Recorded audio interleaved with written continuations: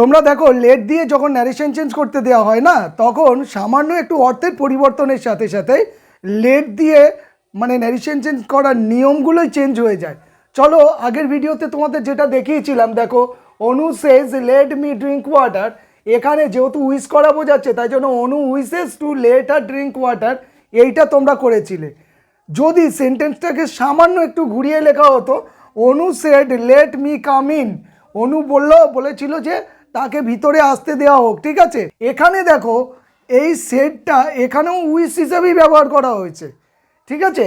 কিন্তু দেখো এই লেটটার জন্য এখানে সিম্পল একটা অন্য নিয়ম ব্যবহার করতে হবে, আর উপরের নিয়ম ব্যবহার করলে কিন্তু চলবে না।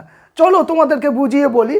অনু সেড, অনু বললো লেট মি কাম ইন, আমাকে ভিতরে আসতে দেওয়া হোক, তার মানে সে পারমিশন সিক করছে, তাই না। এইখানে যে উইশটা হচ্ছে লেটের জন্য, যে উইশটা পাচ্ছি তার জন্য আমরা লিখে নেব অনু সেডের জায়গায় কি লিখবো, উইশ। সে ইচ্ছে প্রকাশ করছে যে আমাকে ভিতরে আসতে দেওয়া হোক, ঠিক আছে।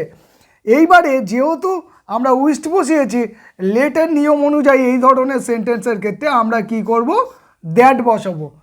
দ্যাট বসিয়ে দিয়েছি। এরপরে আমাদেরকে কি করতে হবে, সাবজেক্টটাকে আনতে হবে। কোন সাবজেক্ট বলো তো, এইটার, অর্থাৎ ডাইরেক্ট স্পিচের যে সাবজেক্টটা, এইটাকে রিপোর্টের স্পিচের তোমার সাবজেক্ট করতে হবে, ঠিক আছে।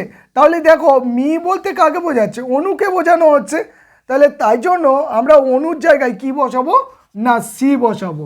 এইবারে দেখো এমনি নিয়ম অনুযায়ী যখন কোনো পারমিশন সিক করা হয় তখন কি করতে হয়, মাইট বি অ্যালাউড করতে হবে। তাহলে এর ক্ষেত্রে কি লিখবো, MIGHT, মাইট, BALLOWED, অ্যালাউড। এই পর্যন্ত তোমরা বুঝে গেলে যে মাইট বি অ্যালাউডটা কেন বসানো হলো, তাই না, পারমিশন সিক করছে বলে। তারপরে দেখো কামিনটা পড়ে আছে, তাহলে অ্যালাউড এবারে টু বসাবো, টু বসিয়ে কামিনটা বসিয়ে দেবো। টু এর পরে সবসময় ভার্বের 1 নম্বর ফর্ম বসে, ওকে। আর কামটা তোমরা মজার বিষয় দেখো, আমাদের ন্যারেশন চেঞ্জের ক্ষেত্রে কিন্তু কামটা কাম থাকে না, ওটা ভুল লেখা হয়ে যাবে, কি হবে, গো হবে। তাহলে এই কামটাকে তোমরা করবে কি, গো, ঠিক আছে। তাহলে কি হলো, C might be allowed to go in, এইটাই হচ্ছে তোমাদের প্রপার উত্তর, ওকে।